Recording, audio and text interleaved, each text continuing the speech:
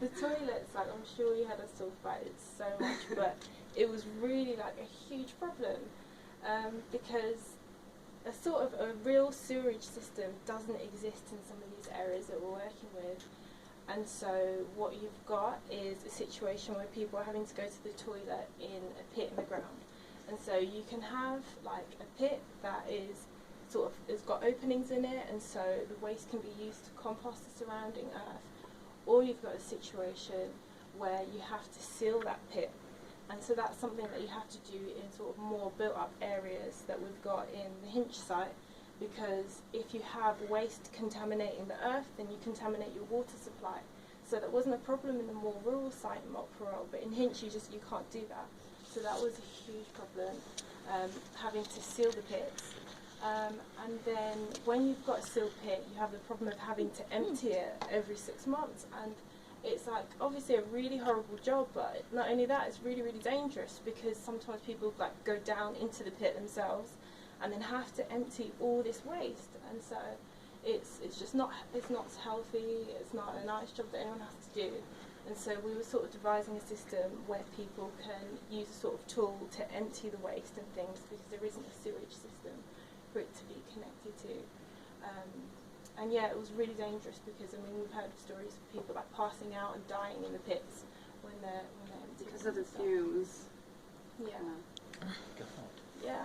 Yeah. So the basic design of the latrines, it's called a VIP system, and so and that translates to ventilated improved pits. And what happens is that you have a constant airflow, so that it doesn't become stagnant and smelly, and it's better for decomposition. So we have these in both both of the sites, except for one difference, is that the pit is sealed in the urban area in Hinch, and the pit is unsealed in the rural area at Montparole, because there's nothing close to it that could contaminate the water. So what we also did at the site in Montparole was make sure that between the latrine and the borehole was 30 meters. So that's kind of the contamination area. The matter can contaminate through the water underground. Yeah. And with the ventilated pits, what you have as well is these pipes that go all the way through the toilets. So they go straight from the pit right to the top.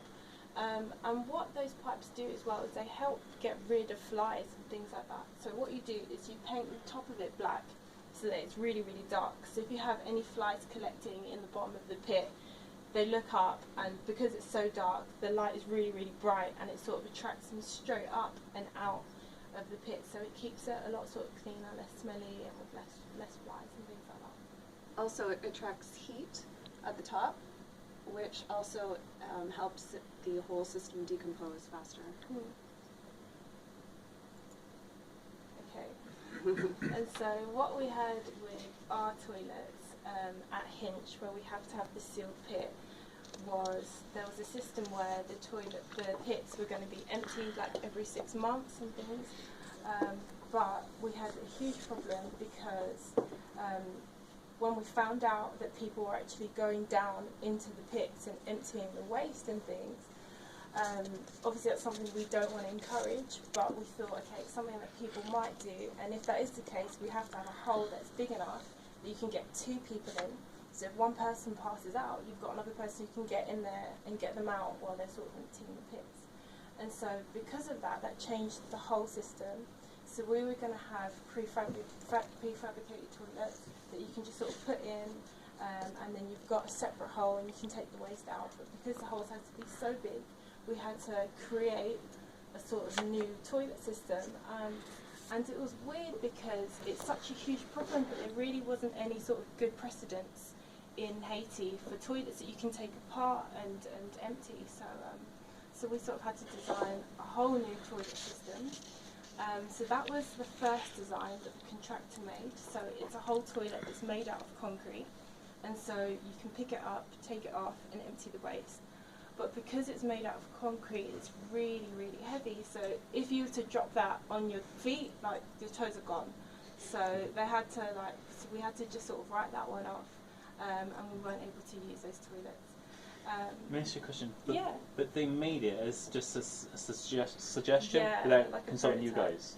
Yeah. Okay. Yeah. Okay. I think it's kind of an ongoing problem we've had with the contractor. Okay. Yeah. They would come up with that. Okay. Yeah, and normally you'd have like a contractor who's able to sort of do drawings and things like that and send it back to you. But because he wasn't able to do that, they would sort of just make stuff, send it to us, and we'll have to work things out. And so it was like a 6 or 7 week process, like figuring out how to get these toilets, how to get them on our budget as well, so they weren't too expensive for the client, and also to make them out of parts that we're able to get. So there are so many parts that, you know, you'd just be able to get from like IKEA or something and just like roll the toilet out, but we couldn't do that, so we're really working with really basic materials.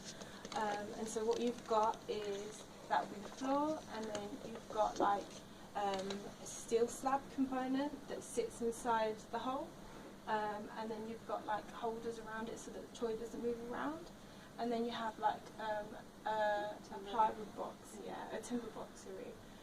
So that's like a commode that sits on top, and so this way you're able to sort of take the toilet apart, and it's quite light, it's really easy to sort of lift this up, and then you can empty the toilet